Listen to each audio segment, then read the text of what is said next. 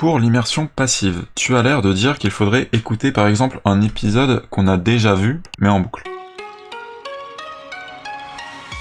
Toujours le même, imaginons que j'ai décortiqué un épisode de Takagi-san sur Animelon. Quand je suis en immersion passive, je mets ce même épisode, et quand il est fini, encore le même. Alors, l'immersion passive, effectivement, ce qui est le plus intéressant de faire, c'est d'écouter des choses que vous avez déjà étudiées activement. Pourquoi ? Parce que quand vous êtes en passive, et quand on est, avant d'avoir un niveau quand même assez avancé, vous n'arriverez pas vraiment à entendre énormément de japonais si vous n'avez pas étudié l'extrait avant. Du coup, ce qui est le plus efficace, c'est clairement de prendre les extraits de ce que vous avez soit étudié en actif, en intensif, soit juste consommé, mais de manière active. Donc ça, si vous connaissez pas encore la différence entre actif, passif, tout ça, faut aller voir ma vidéo sur le sujet, qui vous expliquera bien plus en profondeur la différence entre tout ça. Maintenant, effectivement, quand tu vas faire ça, tu vas pas extraire des centaines d'heures de matériel passif, tu vas en extraire généralement 3-4 heures, sachant qu'au début, là tu me poses la question, je crois que tu viens à peine de commencer. Du coup c'est sûr qu'au début tu vas avoir un seul épisode qui fait 20 minutes. Au début ça peut faire un peu bizarre, mais effectivement tu peux le mettre en boucle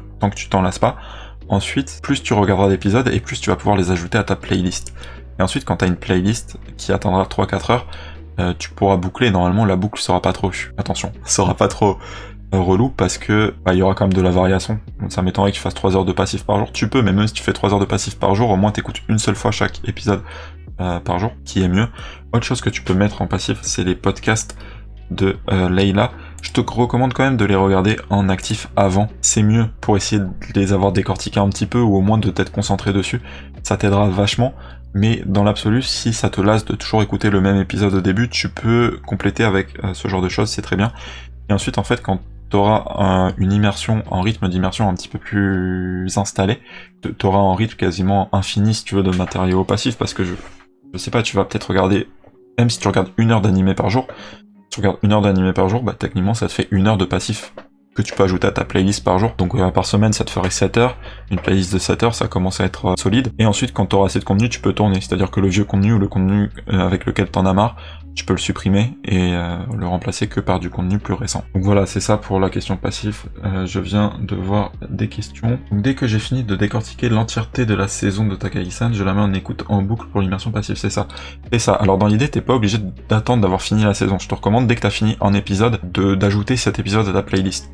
Du coup, effectivement, quand t'auras fini la saison, t'auras les 12 épisodes, mais tu peux déjà commencer à la fin de chaque épisode. Chaque fin d'épisode, c'est une opportunité d'augmenter ta playlist. Voilà, et ensuite, effectivement, tu pourras la boucler et rajouter autre chose avec lesquelles tu t'immerges au fur et à mesure. Je préfère Leila en podcast pour l'écoute en boucle, effectivement. Ça aussi, tu soulèves là un très bon point.